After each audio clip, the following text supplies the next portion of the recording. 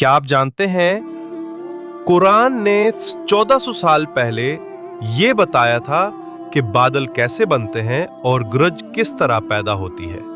सूरत नूर आयत 43।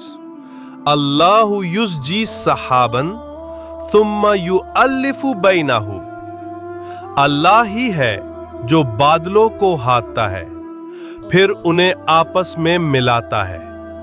गौर करें, कुरान सिर्फ रूहानी बात नहीं करता बल्कि ये एक साइंस बुक भी है।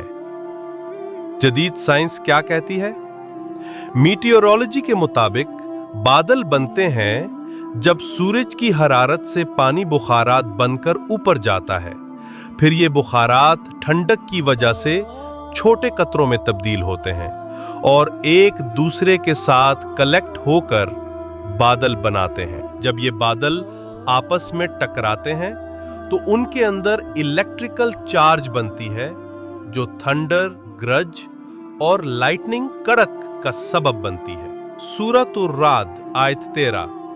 वयुसब्बिहु रादु बिहम्दिही, और राद उसकी हमद के साथ तस्बीह करता है। साइंटिफिक फैक्ट, बिजली का चार्ज जब आसमान में डिस्चार्ज होता है तो हम गरज और कड़क की आवाज सुनते हैं, बिल्कुल वैसा ही जैसा कुरान ने सदियों पहले बताया था। यानी कुरान ने जो बात 1400 साल पहले बताई, आज की नासा लेवल साइंस भी इसे मान रही है। सुभान अल्लाह। मजीद ऐसे mind blowing Quran and science shorts के लिए हमारा चैनल सब्सक्राइब करें और बेल आइकन जरूर दबाएं।